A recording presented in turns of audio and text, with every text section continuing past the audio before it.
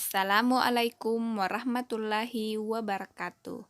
Nah, teman-teman, hari ini kita akan membahas 4 materi tentang peredaran darah manusia yang terdiri dari yang pertama, apa sih itu peredaran darah manusia? Yang kedua, organ peredaran darah manusia. Yang ketiga, peredaran darah besar. Dan yang keempat, yaitu peredaran darah kecil.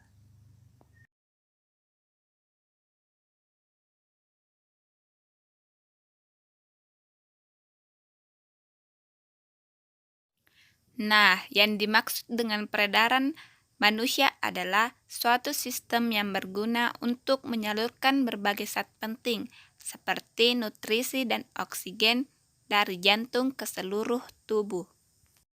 Nah, peredaran darah manusia juga disebut dengan peredaran darah tertutup karena darah yang mengalir di dalam pembuluh darah saling berhubungan. Nah, tidak hanya itu teman-teman, peredaran darah manusia juga disebut dengan peredaran darah ganda karena darah yang mengalir ke seluruh tubuh dengan melewati jantung sebanyak 2 kali.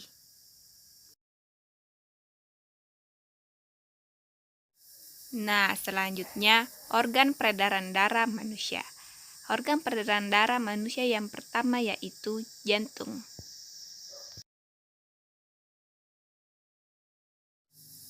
Jantung di dalam rongga dada terletak di sebelah kiri.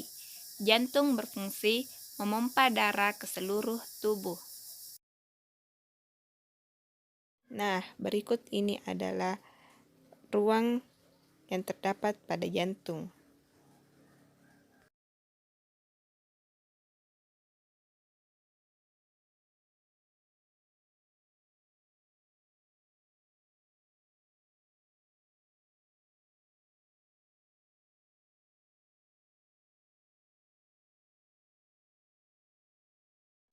Pembuluh darah.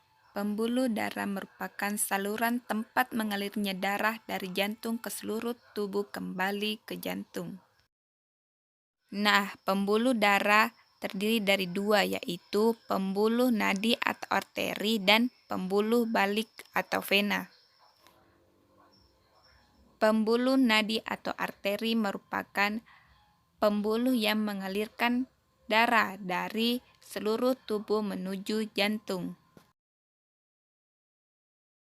Nah, adapun yang dimaksud dengan pembuluh balik atau vena adalah pembuluh yang mengalirkan darah dari seluruh tubuh menuju jantung. Nah, selanjutnya perbedaan pembuluh nadi dan pembuluh balik. Untuk pembuluh nadi terdiri dari yang pertama, aliran darah keluar dari jantung. Yang kedua, membawa darah bersih kaya oksigen kecuali arteri pulmonalis. Yang ketiga, dinding tebal, kuat, dan elastis. Yang keempat, terletak di bagian dalam. Yang kelima, denyut terasa. Yang keenam, jika terluka, darah memancar. Yang terakhir, yaitu memiliki satu katup di dekat jantung. Selanjutnya, pembuluh balik atau vena. Pembuluh balik atau vena terdiri dari aliran darah menuju dari jantung, membawa darah kotor kecuali vena pulmonalis. Yang ketiga, dinding tipis dan kaku. Yang keempat, terletak di dekat permukaan kulit. Yang kelima, denyut tidak terasa. Yang keenam, jika terluka darah menetes. Dan yang terakhir yaitu memiliki banyak katup.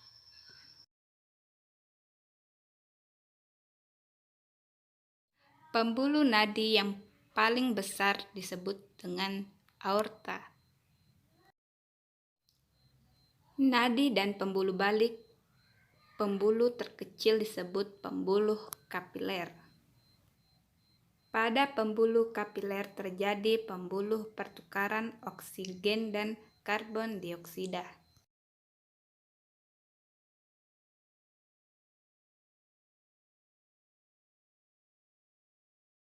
Nah, tahukah kalian bahwa panjang seluruh pembuluh darah manusia jika dihubungkan dari ujung ke ujung yang lainnya sama dengan 16.000 kilometer.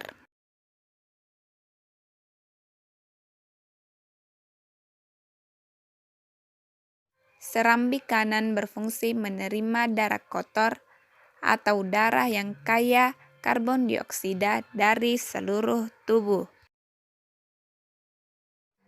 Serambi kiri berfungsi menerima darah bersih atau darah yang kaya oksigen dari paru-paru.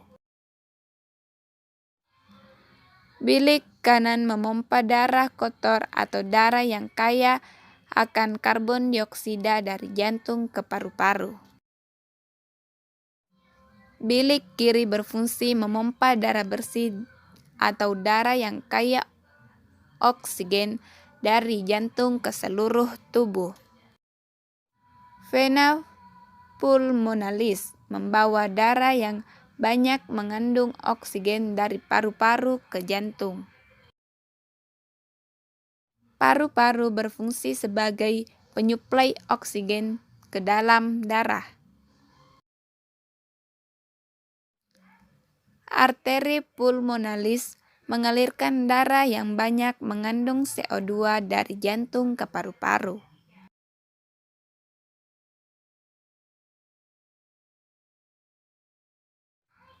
Peredaran darah besar. Peredaran darah besar adalah peredaran darah yang berasal dari jantung menuju seluruh tubuh dan kembali lagi ke jantung. Berikut ini adalah urutan peredaran darah besar manusia. Terdiri dari bilik kiri, aorta, arteri, seluruh tubuh, vena, dan serambi kanan.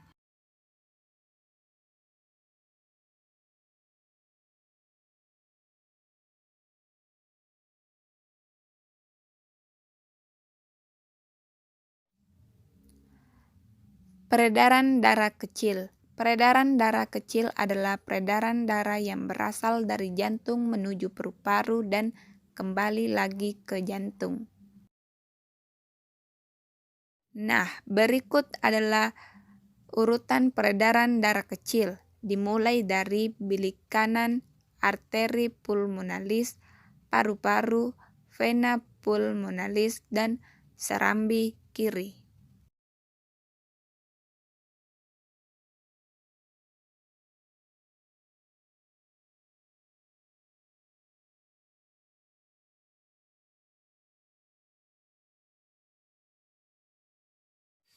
Nah, itulah materi tentang peredaran darah manusia yang terdiri dari pengertian peredaran darah manusia, organ peredaran darah manusia, peredaran darah besar, dan peredaran darah kecil.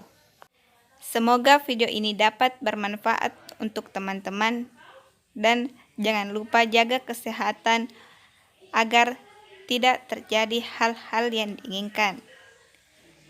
Nah, adapun tujuan untuk pembuatan video ini yaitu untuk memenuhi tugas dari mata kuliah konsep dasar IPA di SD. Adapun dosen mata pengampu yaitu Bapak Dr. Andes Sudarto MPD. Nah, teman-teman, saya harap teman-teman tetap menjaga kesehatan ya agar terhindar dari virus dan penyakit yang tidak diinginkan. Sampai jumpa untuk video selanjutnya.